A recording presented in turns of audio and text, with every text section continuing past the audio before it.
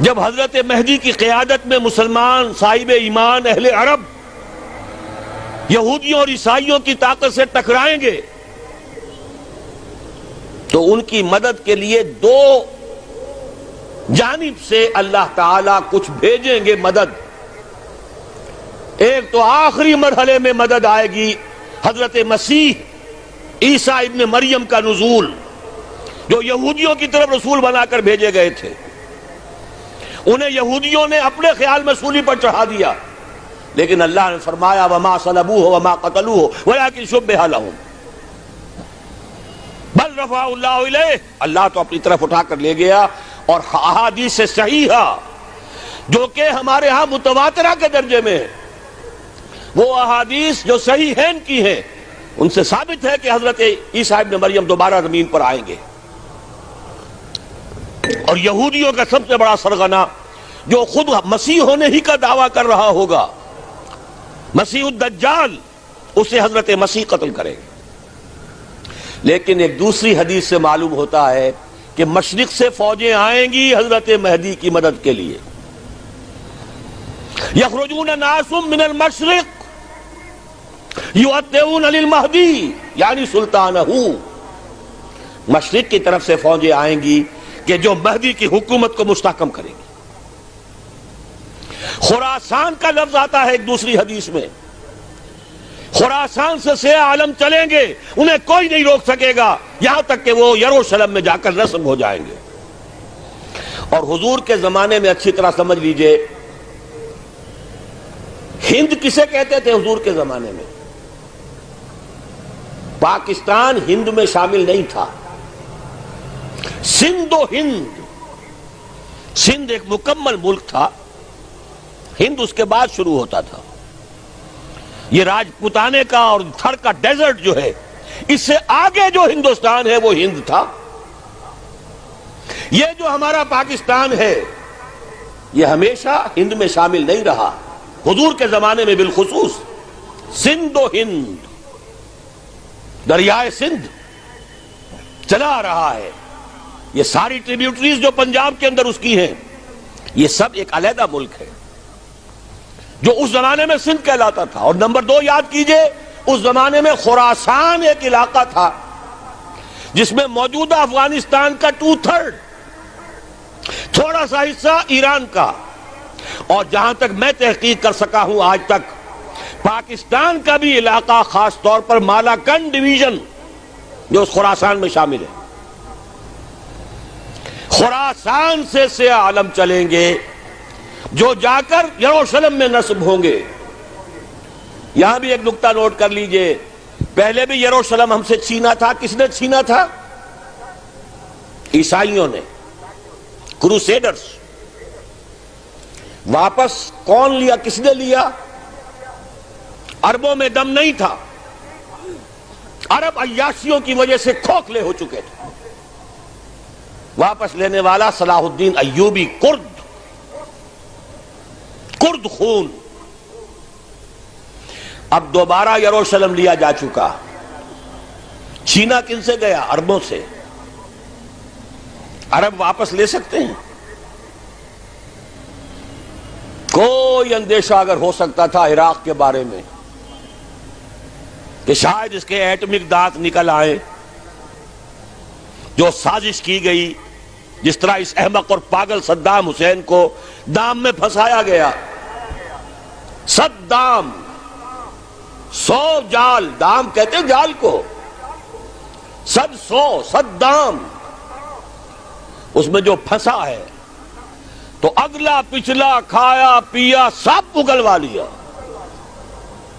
اور ہے ہی کون؟ اس کے پاس ایٹمک ہتھیاروں کا ذخیرہ موجود ہے، اور کسی کے وہ ایٹمک دانت بھی نکلنے نہیں دے رہے. پاکستان کے اوپر کتنا دباؤ، اور ہمیں نہیں پتا کتنا کچھ دباؤ قبول کیا جا چکا. یہ تو سبھی مانتے ہیں. کیپ کر دیا گیا، روک دیا گیا، آگے تو نہیں بڑھ رہا، یہ تو سبھی مانتے ہیں. رول بیک بھی ہو گیا یا نہیں کچھ پتہ نہیں. لیکن کسی صورت یہ نہیں تسلیم کریں گے، قبول کریں گے کہ کسی مسلمان ملک کے پاس ایٹم بم آ جائے. یہودیوں کے پاس ذخیرہ موجود، سب جانتے ہیں. بہرحال یہ جان لیجئے اس علاقے سے امید ہوتی ہے سندھ اور خراسان.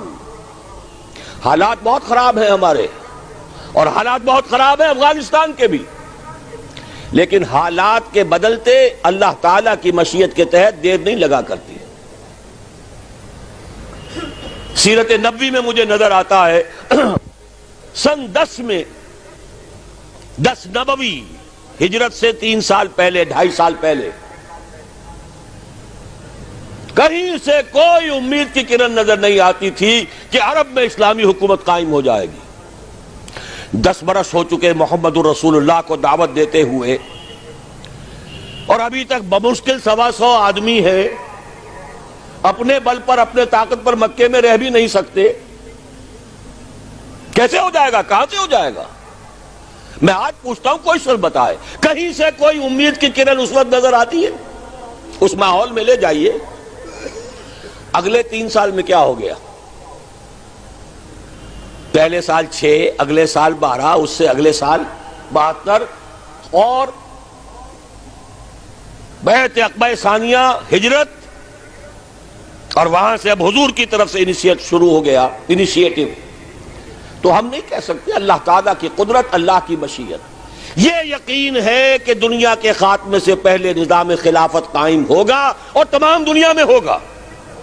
ظاہر ہے کہیں پہلے کسی ایک جگہ سے ہوگا، جیسے حضور کے زمانے میں ہوا. اگر بیک وقت پوری دنیا میں ہو سکتا تو حضور کے دست مبارک سے ہوتا.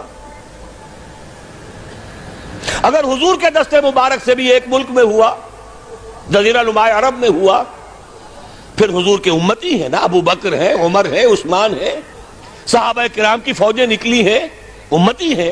امتیوں کے ہاتھوں اس کی توسیع ہوئی. اب بھی یہی ہوگا، کسی ایک علاقے میں ہوگا. میرا گمان ہے، میں یہ یقین سے نہیں کہہ سکتا. گمان بھی میرا ان احادیث کی روشنی میں ہے جو میں نے آپ کو بتا دی اور موجود ہے اس کتابچے کے اندر. علامہ اقبال نے بھی انہی کے حوالے سے کہیں کہا ہے، میرے عرب کو آئی ٹھنڈی ہوا جہاں سے، میرا وطن وہی ہے، میرا وطن وہی ہے. اس علاقے سے کچھ ہونے والا ہے اور ہوگا انشاءاللہ. میری زندگی میں نہ ہو، آپ کی زندگی میں نہ ہو، کوئی پرواہ نہیں. حضرت حمزہ تو شہید ہو گئے غزوہ احد میں.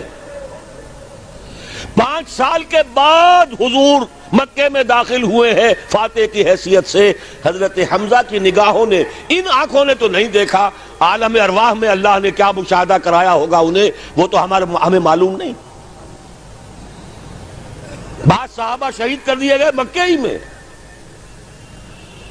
بہت بڑی کامیابی. اپنی جان لگا دیں، اپنے آپ کو کھپا دیں، اپنے آپ کو مٹا دیں. جس طرح روڑی کوٹ کر بنیادوں میں بھر دی جاتی ہے، ہماری ہڈیوں کا چورا بنا کر اور ہمارے خون کے اندر اسے گوندھ کر اگر وہاں ڈال دیا جائے، اس سے بڑی سعادت کوئی نہیں. اس پر تعمیر ہو خلافت علی منہاج النبوہ کی، ہم اس کی بنیاد کے اندر دفن ہو جائیں، یہی بہت بڑی سعادت ہے. لیکن یہ ہوگا. میں نے عرض کیا تھا کہ یقین ہے مجھے کہ ہوگا، اور ہر صاحب ایمان کو یقین ہونا چاہیے کہ ہوگا. باقی یہ کہ یہ آثار ہیں اور احادیث بھی ہیں، اور 400 برس کی تاریخ بھی بتاتی ہے کہ یہیں سے ہوگا. 1000 برس تک سارے مجددین امت عالم عرب میں پیدا ہوئے. 11ویں صدی کا مجدد اعظم شیخ احمد سرہندی کہاں دفن ہے؟ سرہند میں، ہندوستان میں. 12ویں صدی کا مجدد اعظم شاہ ولی اللہ دہلوی کہاں دفن ہے؟ دہلی میں. 13ویں صدی کا مجدد اعظم سید احمد بریلوی، ان کی تو قبر بھی معلوم نہیں، لیکن ان کا خون جذب ہوا دریائے کنہار میں، اور ان کے سینکڑوں ساتھیوں کی لاشیں اس بالا کوٹ کے مقام پر. 14ویں صدی کے مجدد اعظم شیخ الہند، لیکن ان کے ساتھ ساتھ اتنے اعظم رجال علامہ اقبال جیسا مفکر، مولانا مودودی جیسا مصنف، مولانا الیاس جیسا مبلغ، کہیں اور ہمیں دکھا دیجئے آپ۔ میں کل کہیں عرض کر رہا تھا، دیکھیے پہلے جو ہے 1000 برس تک ہر خیر ہندوستان میں باہر سے آ رہا تھا۔ معین الدین اجمیری باہر سے آ رہے ہیں، شیخ علی حجویری باہر سے آ رہے ہیں، سندھ میں جتنے اولیاء دفن ہیں سب کے سب باہر سے، ایران سے چلے آ رہے ہیں۔ لیکن جیسے ہی 11ویں صدی شروع ہوئی، ریورس ہو گیا آرڈر۔ اب سلسلہ مجددیہ نقشبندیہ اب ہندوستان سے نکل کر پھیل رہا ہے۔ پورا افغانستان، پورا ترکستان، تمام یہ ترک ریاستیں جو آزاد ہوئی ہیں ابھی USSR کے خاتمے کے بعد، یہاں تک کہ سائپرس، جزیرہ قبرص، پورا ترکی جو اب بھی ہے موجودہ ترکی، سلسلہ مجددیہ نقشبندیہ کہاں سے چلا؟ ہندوستان سے پھیل گیا پورے عالم اسلام میں۔ مفکر، علماء دین کا اور تمام علوم دینی کا مجدد شاہ ولی اللہ دہلوی، خالص ترین جہاد فی سبیل اللہ دور صحابہ کے بعد جماعت مجاہدین جام شہادت نوش کیا، سینکڑوں ہمارے مجاہدین نے۔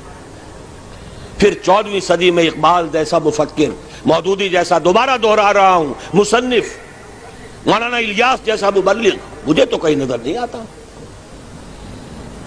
تمام مسلمان ممالک آزاد ہوئے، کہیں اسلام کا نام نہیں لگا، نہ سیوکارنوں نے نعرہ لگایا، نہ کہیں کسی اور نے نعرہ لگایا۔ عربوں نے بھی عرب نیشنلزم کا نعرہ لگایا، اسلام کا نعرہ نہیں۔ تحریک پاکستان میں نعرہ لگا، پاکستان کا مطلب کیا؟ لا الہ الا اللہ۔ صبح عرض کر چکا ہوں، تحریک خلافت پوری دنیا میں کہیں نہیں، صرف بر عظیم پاک و ہند میں۔ اور کیسی تحریک خلافت کہ ہندو شریک ہوئے، گاندھی شامل ہوا، پورے ہندوستان کو جس نے گنجا دیا۔ یہ دوسری بات ہے کہ جب خود مصطفیٰ کمال نے ختم کر دیا تو اب کیا کرتے؟ مدعی سست گواہ چست۔ نوٹ کرنے کی بات ہے، کچھ آثار ہیں، 400 سال کی تاریخ ہے، بتا رہی ہے پاکستان کا قیام خود ایک معجزہ۔ یہ ساری چیزیں مشیت ایزدی میں کسی بڑے خیر کا پیش خیمہ ہے، مقدمہ۔